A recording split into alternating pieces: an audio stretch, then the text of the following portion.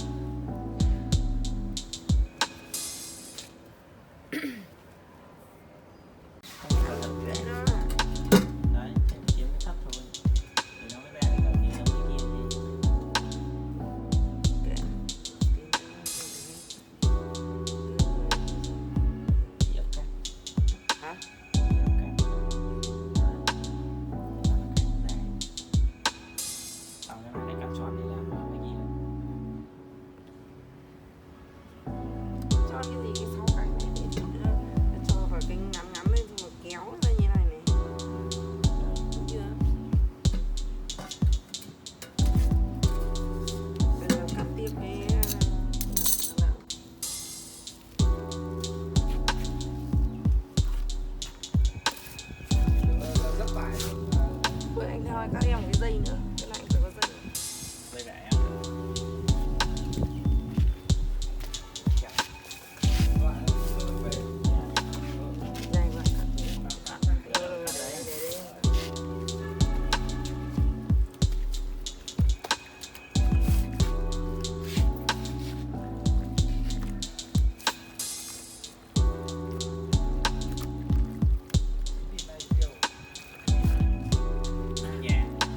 Cái lọ nào thấp thấp nhỉ?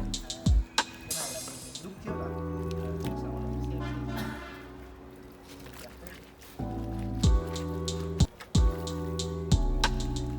Mình không ngờ là mình làm việc gì. Nhưng mà làm được chị. đây, còn sơn này thì nó ra là cái cánh kia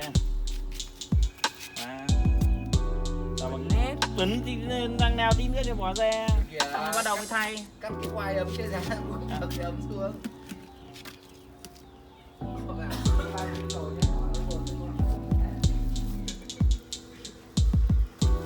Đấy, Đấy gần vào, zoom gần vào. gần rồi.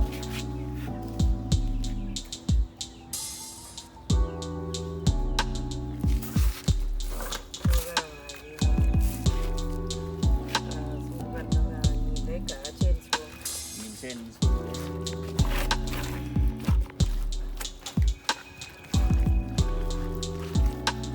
Cắt cái vải kia ra đi, mua nhiều ấy không có gì. Thêm Thôi cắt đỡ ra, ít thôi, tốn gì đằng nào cái dây ấy chẳng mất đi.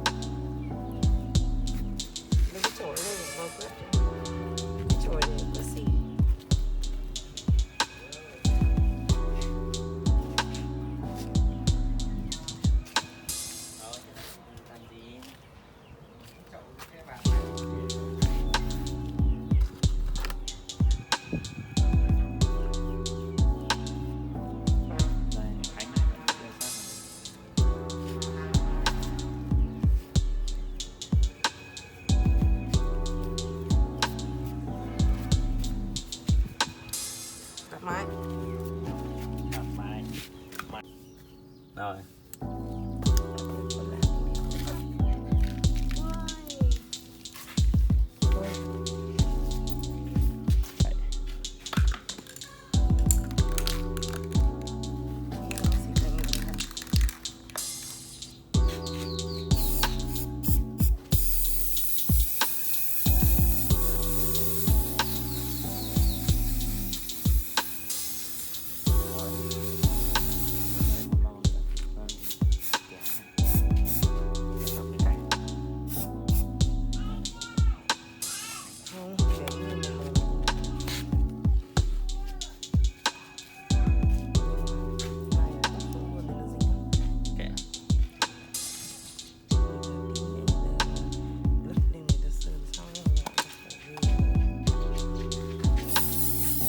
Tụi em vào nhà Bùi Sơn mọi người các bạn.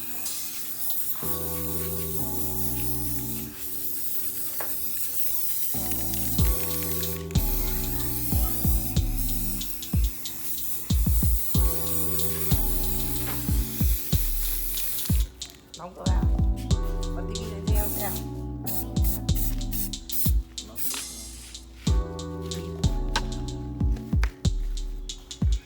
Quay cái này nè. Tắt máy đi, sao lại quay? dạo lẫn lộn lung tung.